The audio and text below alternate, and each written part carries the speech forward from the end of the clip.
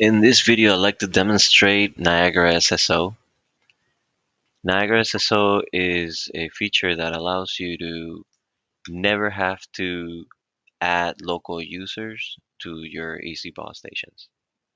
And instead, what you can do in order to authenticate into your ECBOS stations, when you set up the Niagara IDP SAML service or SSO, you would be able to have your ECBOS query against the supervisor for user account and user authentication. In order to set this up, you will need to have the SAML module installed in your ECBOS.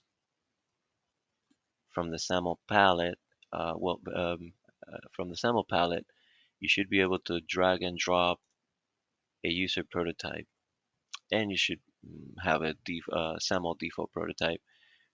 Under user prototypes, you can set your SAML default prototype to be the alternate default prototype in your ECBOS, and you can drag and drop the another SAML user prototype, which would be the user profile that will be used in order to create local user accounts based on the user account information from the supervisor, if we're able to successfully log in.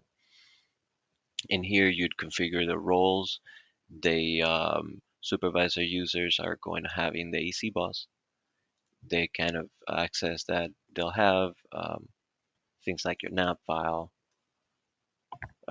whether or not these fields can be overridden once the user account gets cached into the station depends on whether this overridable field is set to true or false. Now that that's configured in the ECBOS, we can drag and drop the SAML service on the services pane, services container. The SAML service property sheet, first field to configure here would be the server certificate. We've already in a previous video created one with a certificate authority enrolled in Active Directory certificate services. We're going to select that one. In a previous video, we also showed how to configure your BMS devices with a domain name as part of your enterprise domain uh, server system and your domain names. So in my case, my domain is vtech.com and the name assigned to this machine is DS01.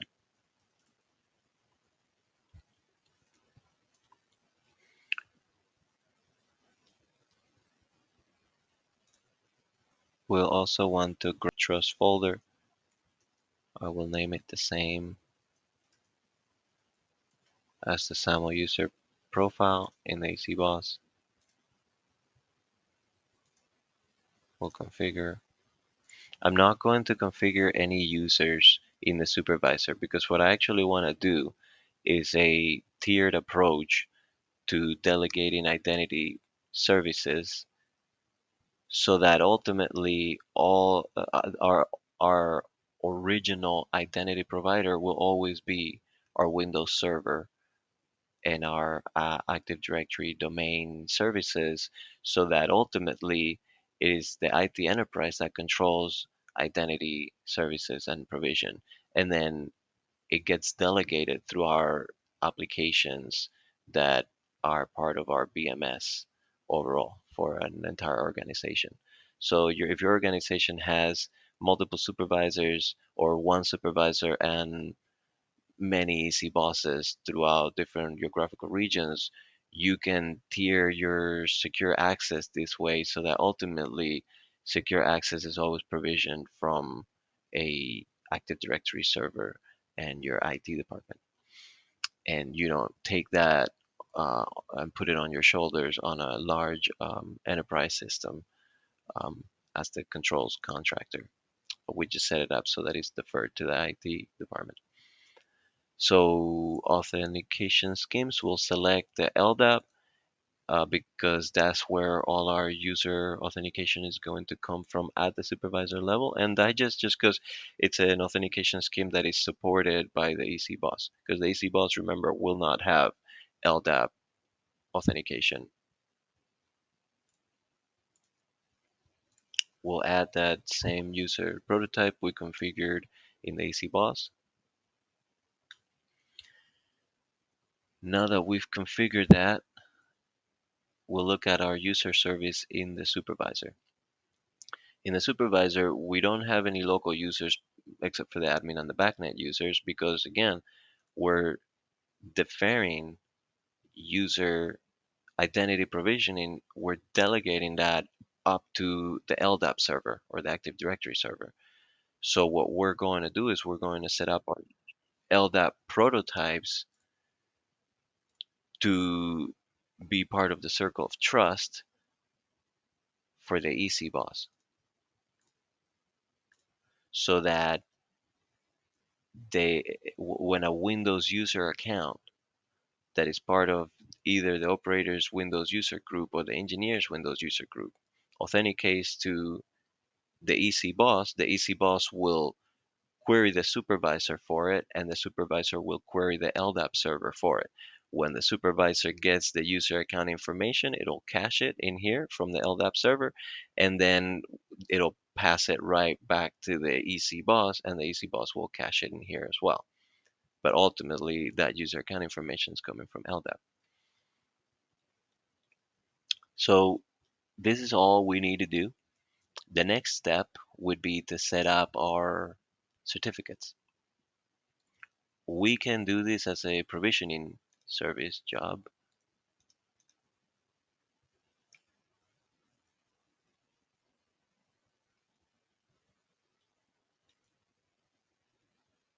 from the supervisor.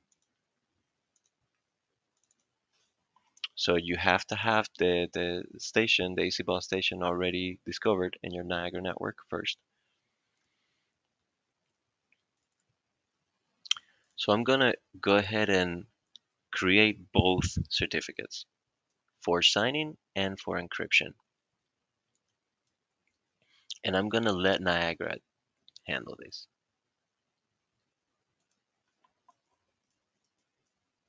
And we will later see where they show up in the AC bus. We're going to leave this empty and hit OK. So the only thing we really did was configure the fields that were required.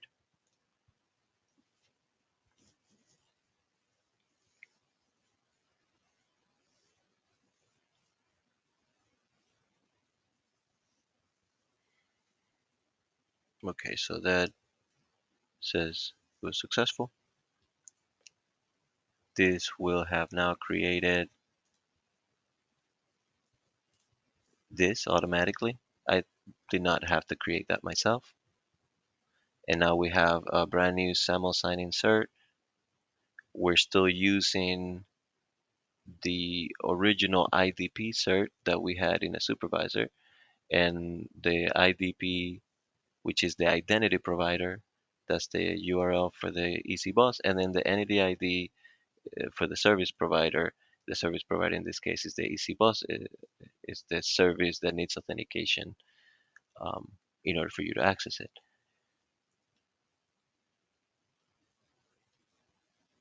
Under platform services, we can see that these two certificates were created in the EC bus, not in the supervisor. These certificates do not need to exist in the supervisor, only in the EC bus. These two were created with their private keys and are being stored in the user key store. This is the public key of the IDP server certificate. We do not need this to be in the EC bus with the private key. We only need its public key. And this is the server certificate authority certificate that signs all these other certificates for us to let the enterprise team know that all these certificates are valid and have been verified by their certificate authority. So without any further ado, this is really all that's required in order for us to be able to access the supervisor.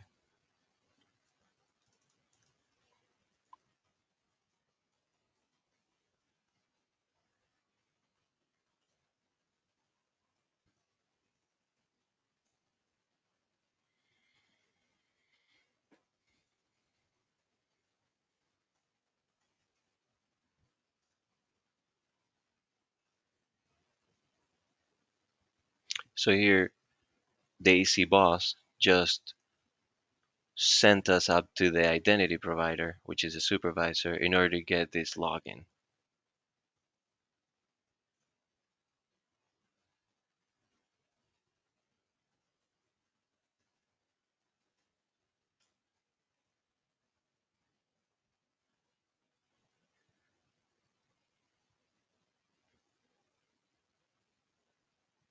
So now we're in the AC boss. Now, if we come back and we look at our EC Boss user service, this user just was just created. This is how these fields are read-only because we did not configure the user prototype to have these fields be editable once the user account gets cached in the station. Likewise, up on the supervisor, the same user account got created.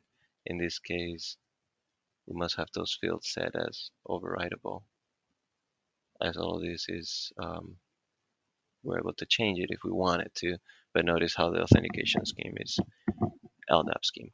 So we can, the last thing that I guess is may not be an issue for everyone, but personally I wouldn't want to leave this like this, is that these two certificates are not really part of our enterprise IT solution yet.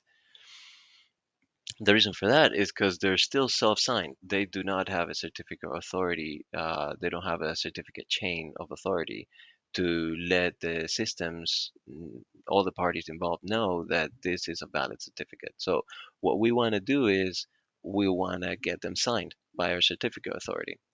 So this is a different approach from what we've seen previously on sign-in certificates. If you've been watching any of my videos before, in this case, we're going to issue certificate requests, certificate signing requests for both certificates.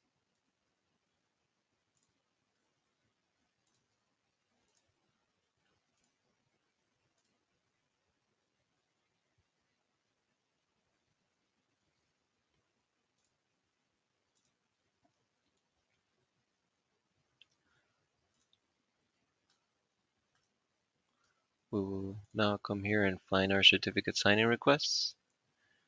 So when you're working with a Windows Server Active Directory Certificate Services solution, and you have an active certificate authority that you can query, then you should be able to access Cert Service or Cert Serve, which is a page that IIS serves for you to be able to make certificate requests through a browser interface.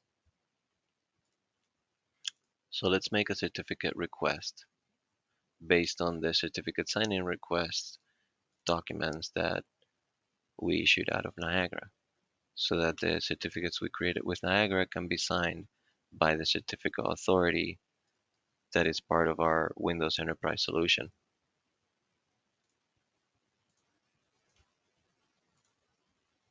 In a previous video, we saw how we configure certificate templates in Windows Server Certificate Authority.